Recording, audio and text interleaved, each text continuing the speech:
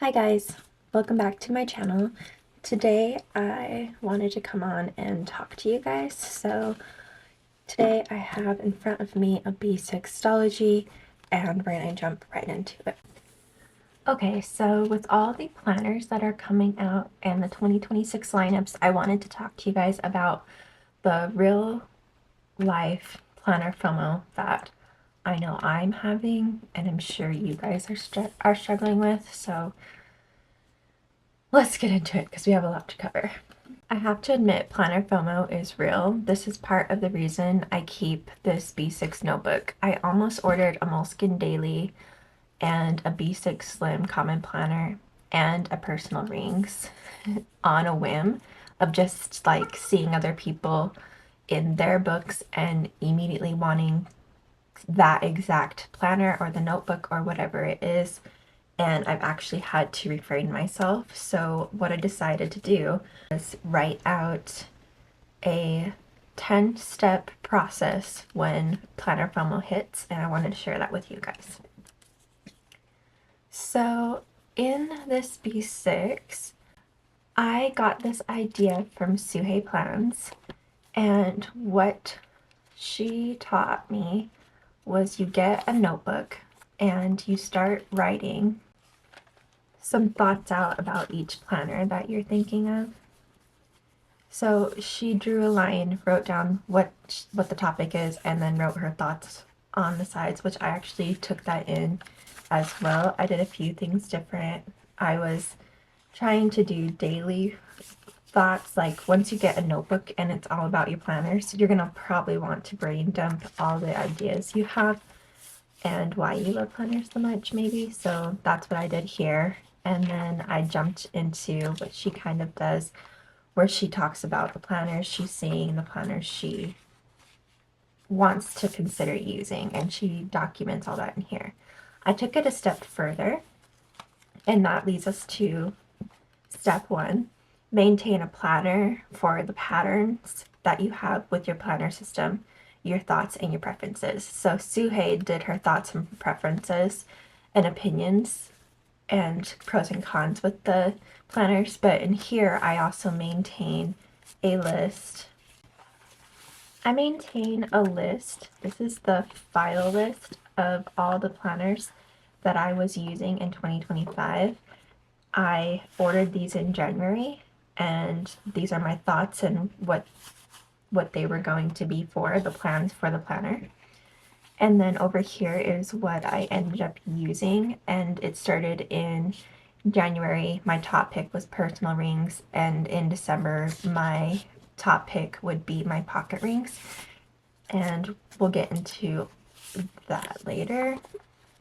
But this is how I was doing it. I'm tracking my patterns of what I've been using every month, and it continues. So I just use it to document what I was in and out of. So, how to curve or switch. First, maintain a planner, patterns, thoughts, and preferences notebook or planner, however you decide to do it. Step number 2, what planners and notebooks are still sitting on your shelf? So I have several. I don't need to pull them out, but I do have a handful and a half of planners that are just sitting there that I thought I would use even for 2025, that I jumped in for a couple weeks and fell off very quickly, or even a couple days and fell off quickly. So number 3, watch less videos of other planners temporarily. So if you've decided to go with, let's say, a common planner B6, what you want to be watching is common planner content around that size, or even B6 planner content for temporarily. If you're going to be watching, let's say, a Commit 30 book, that's quite a bit different than what your setup is for the B6 common planner. So what you want to do is whatever you picked as far as your planners so far, go ahead and only stick to planner content that refers to that particular planner setup you have going for you to get that inspiration. Number 4, if you're going to buy the planner, is the cost of the planner going to become an expense sale to you? So what I'm saying is I would buy a planner for $50 and then turn around and want to sell it and it not sell quick enough. So I always have to, take off a little bit of money in order to get that book sold and discount it down. Or I'd have to sit on it and wait and hope that somebody does pick up on it. So if you are gonna just say, oh, well, I'll just buy the planner and then I'll turn around and sell it if I don't want to use it, make sure that it's still not quite costing you. So, is the cost of the planner going to cost you in the end if you turn around and just sell it once you figure out you didn't want to use it? Number 5, outline the pages in a notebook for demo for 3 weeks. So, what I mean by this is take a blank notebook, like I did here. I had a common planner in the pocket size, and I literally traced out a pocket notebook and then I copied out what it would look like for the layout, and I tried to use it as a demo, and you can see I didn't use it. I barely used the side, and then I did not even really fill out anything else. So that goes to show me that that planner just wasn't going to be for me. And the reason I say use it for 3 weeks is if you can be consistent in it for 3 weeks, then maybe it's something you want to switch to. So that would be outline the pages in a notebook to demo for 3 weeks or so. So number 6, what's the urgency and rush? So what I want you guys to do is wait.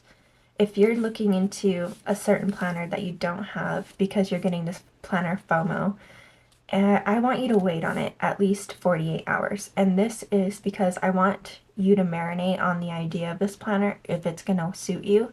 And I want you to wait because sometimes that 48 hours, you come back to it, you might get a discount for waiting with it in your cart. So that's actually one of the top things I like to do is wait 48 hours before deciding that that's a planner you want to buy.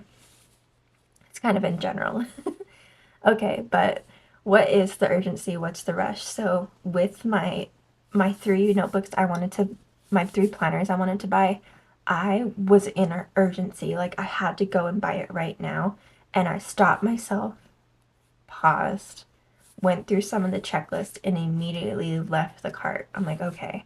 And after the 48 hours, I ended up not buying these. So I, thankfully, with that tip, that has helped me save me from planner chaos, so to speak. So let's move on. So is this planner going to be a planner of the month or a planner of the year? Are you just interested in the planner right now for the season and because it's December and it looks green and red, or it's like the perfect vibe, but when January comes around, it's just, you want it to be more functional than friendly and artistic? We got to think about that. Is it going to be just something you're jumping in for temporary, or is it something you think it will hold you through the whole year? We need to consider that with our plans, because why get a yearly planner if you're only going to use it for a month? Maybe something else like a notebook would help.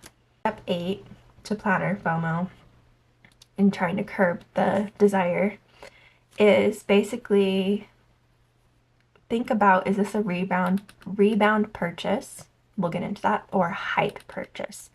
So rebound purchase is like you got a planner, you didn't like it, you wanted, or maybe you and the brand fell off somehow. I have seen that happen, sadly. And you want to rebound, so you're just gonna buy a different planner just because you need something else and you're really upset or whatever. Is it a planner rebound because the first one didn't work or it's not enough in some way, shape, or form? Try to think about that first. If it's a planner rebound, maybe you're just trying to urgently buy it because of your emotion. So you don't want to be jumping into something like that based off emotion with like anything, but we're talking about planners here. And then I also put, is it a hype purchase? So what I consider a hype purchase is the planner has been released and everyone's talking about this planner, everybody's unboxing this planner, and it's in the season and it's so exciting. Let's not jump on the hype as quick. Let's sit down for that 48 hours and let's write this out. Let's look at our planner patterns and let's figure out if this is a planner hype and not something you're intentionally doing for yourself that's going to help you in your lifestyle.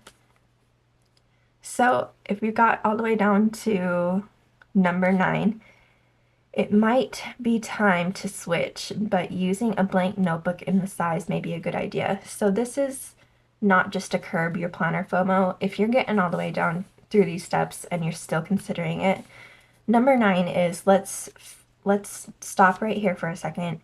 If you want a B for a very large notebook and you're not sure it's going to work for you as a planner, start with a notebook first. Because at least with the notebook, you can use the notebook pages for something else down the road, and you don't have to use a bunch of whiteout to get rid of the dates and the structure of the layouts.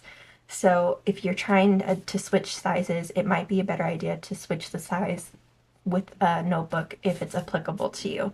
Or if you want to do your rings, why don't you start with blank inserts first, inner rings, make sure the size is going to be something you can handle. Is it going to work for your lifestyle? Is it going to fit in your bag on the way to work, on the bus, on whatever the case is? You want to think about this, make sure the size is right for you. And if you're going to do a pocket planner, just like I had considered, I prefer to get a pocket notebook, basically because if I were to consider it my planner, I have to realize I don't have a lot of space for anything else. This might just be my planner. Sometimes it might work. If it works, it works. Cool.